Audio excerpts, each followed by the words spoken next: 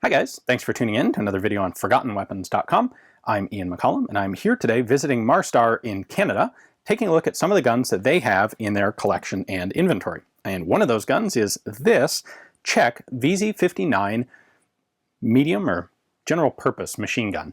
This is chambered for the 7.62 by 54 rimmed cartridge, uses its own proprietary belt because it's Czech, and is actually the development of an earlier machine gun design from 1952. So in 52, the Czech military adopted kind of a whole new family of weapons. They adopted a new rifle, the vz.52, they adopted a new pistol, the vz.52, and they adopted a new machine gun, the vz.52.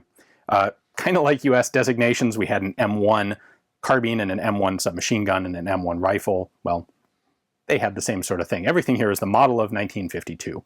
And the rifle and the machine gun had the same basic operating system, which is a pivoting locking wedge, kind of actually very similar to the Walther P38. You're probably familiar with this, or you're more likely to be familiar with this in the rifle iteration, but they did also make a machine gun version of it. And that original machine gun was in 7.62 by 45 millimeter, which is just slightly more powerful than the Soviet standard 7.62 by 39.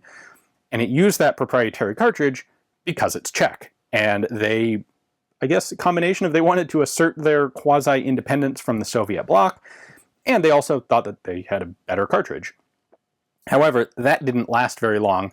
In 1957, they converted to adopt the 7.62 by 39, and both the machine gun and the rifle were adapted to use the Soviet standard cartridge. Now, there are a couple interesting features to that early version of the machine gun, which we'll get to later when I have a chance to take a look at one of those guns. But for now, we're going to take a look at the model of 1959, which is the same basic gun scaled up for 7.62 by 54 rimmed. This came out a couple years before the PK, which is why it's a good excuse for the Czechs to have not adopted the PK and developed this instead. But it still has that Walther P38-like operating system, and there are a couple other interesting quirks to the gun. So let's dive right in and take a look at those. So we are going to start disassembly by removing the barrel. Pretty easy, actually. We're going to open the top cover here, and then the top cover itself, when open, acts as the interrupted thread lever, I suppose. So if I rotate that clockwise, that allows me to just pull the barrel out. You can see the interrupted threads here on the barrel, and then you have matching interrupted threads on the inside of the receiver. And that is basically on a nut connected to the top cover. Next up, we're going to pull this pin out. Actually, it's going to come out from this side. We'll push it through there, pull that pin. That is a captive pin, so it stays in place. And then the buttstock assembly and recoil springs come out, and the pistol grip assembly comes out. And then I can open up the bottom and pull out the bolt and bolt carrier assembly. Well, there's your complete field stripped vz.59. Not a whole lot else to say about the disassembly process. It is super easy. Very cool there. Actually, I will point out, up on the buttstock assembly here, we have the main recoil spring, and then we also have a buffer spring that's going to take the impact from actually the bolt itself, right up at the top of the bolt. When that impacts the back of the receiver assembly, that slows it down and keeps it from damaging anything. So, anyway, let's take a closer look at some of the individual components. So the way this guy works is, it's the bolt head here, and it has this tipping block that's going to pivot, or rather, pivoting block, that's going to pivot up and down like this. It sits on our gas piston and bolt carrier, like so, and it's going to cycle back and forth. What happens down here is that this little hook grabs the underside of this pivoting piece and pulls it down like so. So this is the gun out of battery, and when it's cycling, this the gas piston is pushed forward by the recoil spring. It's going to go up, pushes these locking lugs up into battery. There are two bars in the receiver that have cutouts, so your locking lugs are right there and right there. That's where the bolt lugs lock into. I can't really show you it with the bolt in place because the gas piston is underneath and blocks the view. When that happens, the rear end of the bolt then hits on this rear block of the bolt carrier, and that hits the firing pin, pushes it forward, exposes it, and fires the gun. So this is an open bolt only firearm, and there is no semi-automatic mode. So the only thing going on for fire control is a sear. When you pull the trigger, the sear goes down, releases off of here, and the whole assembly goes flying forward to fire. In fact, there it is, right there. So as long as you hold this down, the bolt's just going to fly back and forth, or the bolt carrier over that. When you release it, then it's going to catch and stop. Now, in addition to its strange locking system, one of the other weird features of the whole vz.59, 57, 59 series of guns is there's no charging handle on the side. It uses the pistol grip as the charging handle. So there's a button on the left side that I depress and then pull the trigger. And by the way, the trigger opens up the ejection port cover, and then I can push the pistol grip forward. It then locks onto the bolt, and then I pull it back, and now the bolt is cocked to the rear and it's ready to fire. On the left side of the pistol grip, in addition to the release lever to use it as a charging handle, we also have a safety. Down is fire and up is safe, which doesn't let the trigger go.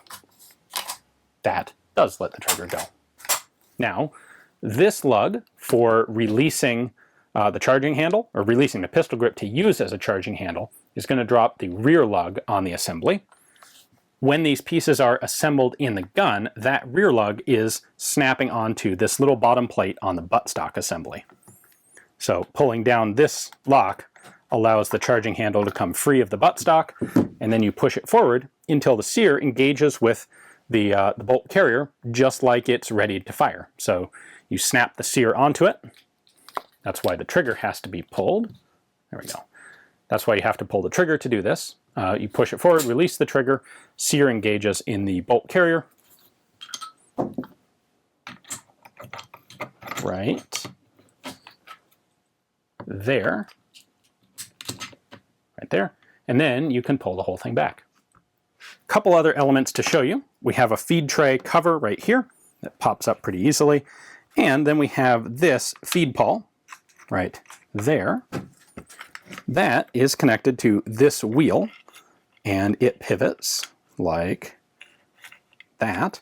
So this is operated by that bolt carrier gas piston. When the gas piston goes by, it's going to push this inward, which is going to pull a cartridge. It's going to push it inward like that, which pulls a cartridge in, and then snaps back to get into the neck position to do the same thing on the next stroke of the bolt. Now, this gun does use a push-through belt, which is a bit unusual, but what it means is that we have a much simpler feeding system, because the belt comes in, and when the bolt goes forward, it just takes a cartridge right here, shoves it straight through the link, into the chamber, and fires it. There's no need to do part of the feeding on the rearward cycling portion of the cycle. Relevant markings here are on the back of the receiver right there. This was a 1962 production gun, along with its serial number, 30,000 and change. And then we also have a couple of refurb marks. So this gun was rebuilt in 83 and then 87. They stayed in service for a little while. The bipod is pretty typical. Squeeze it together and it folds up, stays nicely out of your way, deploys quickly and easily like that. And the legs are extendable if you have enough hands to hold onto them and do it. There we go. The carry handle here is kind of neat in that it sits here off to the side when you don't want it in your way, pivots up vertical for carrying the gun, but it also has this little lever, which allows you to rotate it into this position and then snap it into that position. When it's locked down in this position, it acts as a vertical front grip for the gun so that you can shoot it offhand. The rear sight is a simple U-notch. It folds down here to be out of the way, but there isn't a battle sight. If you want to use the scope, if you want to use the sights, you have to lift it up like this, and then you can adjust the elevation by dialing this wheel up and down. They did also make an optical sight for these, although I don't have one here to show you. A couple last little elements. There are dust covers for every opening in the gun. So this is where the belt comes out when it's empty, and we have a little cover there. Push it back, and then it will snap up into position. There is a dust cover here on the feed side. That's not even spring-loaded. You just push that down, and that blocks dirt from getting into the feedway. And then the gun actually ejects directly out the bottom, so there is a spring-loaded cover down here that covers the ejection port. You can see all the guts, the bottom of the gas piston assembly down there too. That is actuated by the trigger. There you go. And the way that works is that you actually have this little arm. The trigger pushes that arm up, as well as doing its actual trigger stuff inside the gun. Now, in addition, you have this little tab. When the bolt hits that tab, it's going to kick the port cover open if it's not open already. There are a couple accessories I should mention that I don't actually have here with the gun.